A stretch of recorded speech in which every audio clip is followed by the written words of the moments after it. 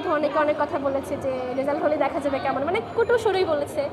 তো ওদের এক পক্ষে ওদের মুখে ধামা কষে দিয়েছি। ফার্স্টে আম্মুকে জড়িয়ে ধরে, তারপর বাবাকে জড়িয়ে ধরে। আর সবচেয়ে ইমোশনাল সিন ছিল যে এরকম ভাইয়া 8টা থেকে বলতেছিল যে আজকে তো রেজাল্ট দিবে, তোর নাম্বারের রোলটা আমাকে দে। তো আমি বলছি এখনও দেয় না, 10টার দিকে দিবে। তো ও আমার থেকেও বেশি এক্সাইটেড ছিল। অ্যান্ড যখন 10টা বাজে 1 মিনিট একই সাথে 3টা ফোন থেকে লগ ইন করা হয়েছে।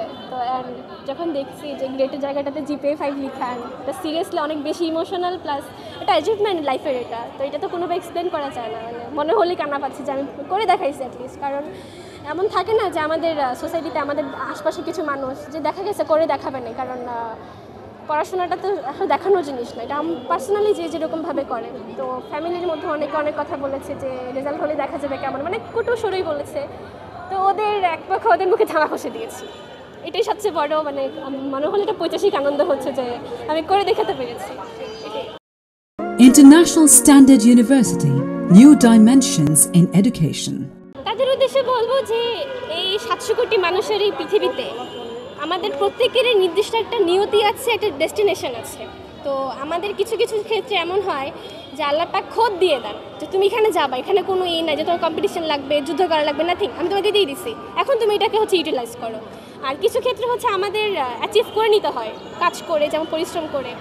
তো যাদের এরকম হয় না, ওদের সামনে এখন অপরচুনিটি, কারণ লাইফটা তো অনেক বড়। এখন তো মাত্র 20 বছর, 18 বছর, আর অনেক বড় লাইফ টাইম। তো পড়াশোনাটা ঠিক আছে, অবশ্যই দরকার। তো হোপলেস না হয়ে সামনে অ্যাডমিশন আছে, কারণ অ্যাডমিশনটা কিন্তু অনেক বড় একটা জিনিস।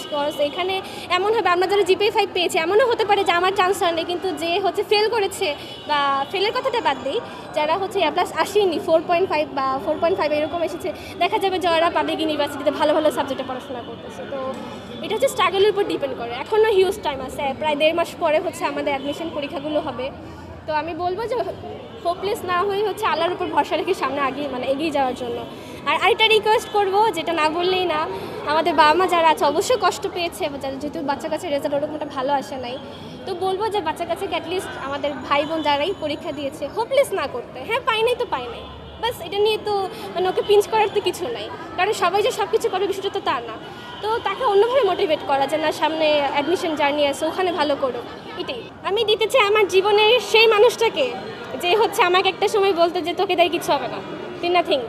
তো তাকে বলতে চাই যে সে হয়তো বা আমাকে ওই টাইমটাতে তো রুডলি না বললে আমার হয়তো জেদটা থাকতো না, যেন আমি করে দেখাবো। তো এখন যদি আমি জেদ করে তাকে রেজাল্টটা বলিনি, আমার দাদা হয় সে সম্পর্কে, তো এখন হয়তো বা বাবা জানাই দিছে হোপফুলি। তো এটাই আর কি। তো ওনাকে সবচেয়ে বেশি ডেডিকেট করছি, তারপরে বাবা মাকে, কজ সারাটাক্ষণই বাবা মা বলেছে পর না পড়লে রেজাল্ট আসবে না, এই অবস্থা। International Standard University, New Dimensions in Education. First of all কথা যে আওয়ামী লীগ সরকার যখন ছিল তখন কিন্তু পাশের হারটা ম্যাটার করতো। তো তখন দেখা গেছে খাতাগুলো ওরকম মূল্যায়ন করে দেখা হতো না, র্যান্ডমলি চেক করা হতো। তো এই জন্য এমন হয়েছে যে আমরা যাকে দেখেছি একাডেমিক পুরো সেশনে ফেল করতে করতে করতে করতে আসে সিনিয়র আপুদের মধ্যে, ওরা একদম 1200+ নাম্বার পেয়ে গিয়েছে। কীভাবে? ও যে খাতাগুলো ওরকম ভালোভাবে চেক করা হয়নি। বাট এবার যে আমি যতটুকু এফোর্ট দিয়েছি তার চেয়ে বেশি এফোর্ট দিয়ে টিচাররা খাতা চেক করেছে, যেখান থেকে পেরেছে যে কোনো গ্রেস নাম্বার দেয়নি। আমার একজন ক্লাসমেটের বাংলাতে 158 নাম্বার, 2 নাম্বারের জন্য A+ আসে নাই। তো এখন যদি বোর্ড চ্যালেঞ্জের সুযোগ থাকে হয়তো সে পেতে পারে। তো এই জন্য যে এবার পাশের হারের যে বিষয়টা, এখানে দুটোই ছিল। আগে স্টুডেন্ট হিসেবে ওরকমভাবে এক্সামগুলো সিরিয়াসলি হয়তো অনেকেই দেয় নাই, আবার অনেকে পড়াশোনা ঠিকভাবে করে নাই।